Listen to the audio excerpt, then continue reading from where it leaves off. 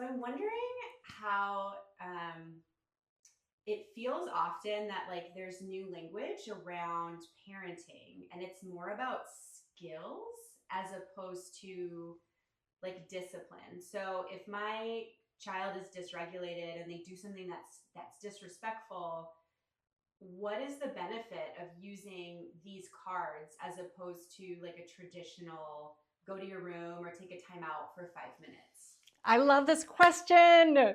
So these cards, so you're talking right now about a child has a feeling and then does a behavior. And punishing or disciplining the behavior versus navigating the feeling that had prior to the behavior. My years of experience and passion and decades of reading research is 100% clear.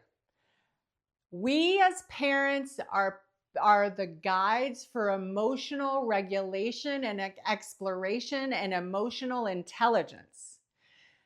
That is where behavior stems from. So if your child has a feeling, and when your child has a feeling and then explodes and does something they later regret, I am of the camp that discipline and punishment, and it's not my camp. This is what the research is saying in your brain, your child's brain. Discipline, punishment, and lectures are only going to switch your child's brain back into the amygdala, go back even further into their animalistic reactions, and shut off their frontal lobe.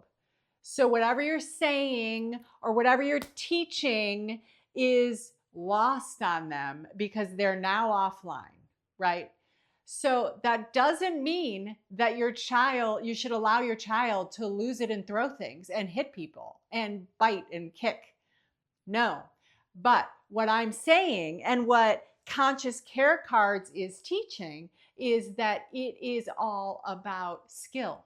It's about tolerating feelings, navigating feelings, knowing what to do with feelings when they get big and loud and unexpected.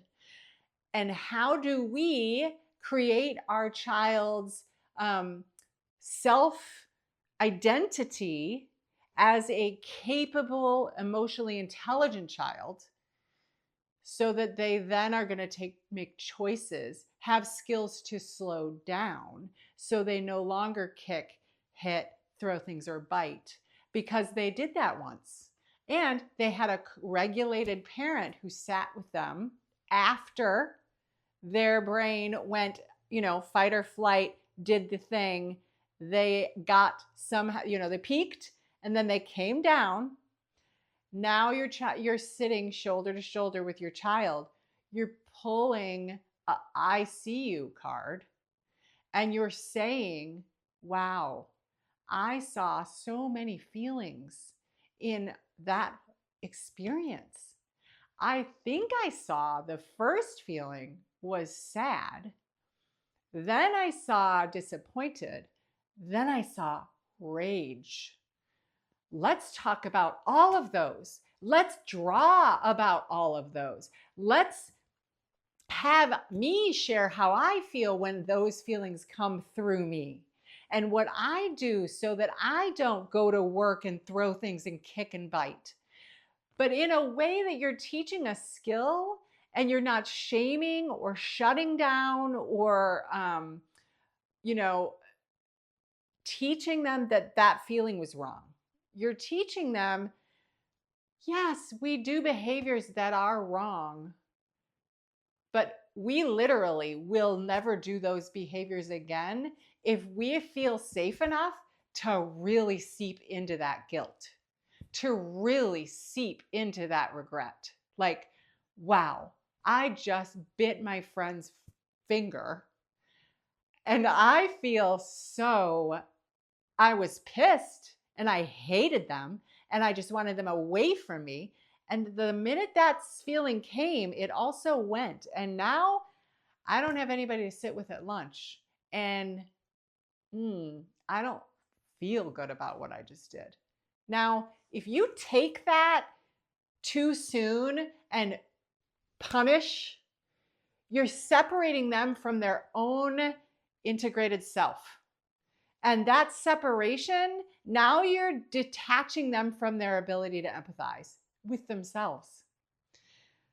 So punishment, I'm not saying that there isn't a time and a place for cause and effect. I'm not saying that, but I'm saying that if you take a moment when the time is right, when they're regulated again, and use a skill, it's going to happen less and less and less and less.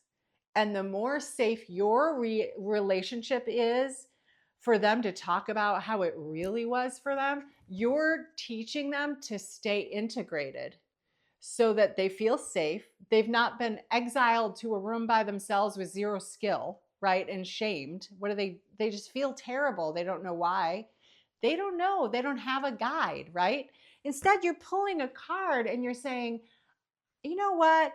I saw that there might be a skill deficit there that I actually also had when I was 7. And nobody really taught me, but I'm going to try and teach you. And I think it'll make you be a better friend. And maybe when your friend makes you so mad, you're going to somehow slow down enough to stop yourself from biting. But it's actually okay to be mad. Like, we can do mad. We just can't do biting. So let's slow it down. But you know what? Your child isn't going to slow it down if you shame them, separate, and exile them in a punishment way. We know the research is strong on that. We want to keep them in their frontal lobe so they can learn the skill. And then when they do learn that skill, and you see that they got mad, but they didn't act out, that's the magic moment. That's the time where you loop back and say, which skill did you use out of the whole deck? Which skill? I saw you just calm yourself down.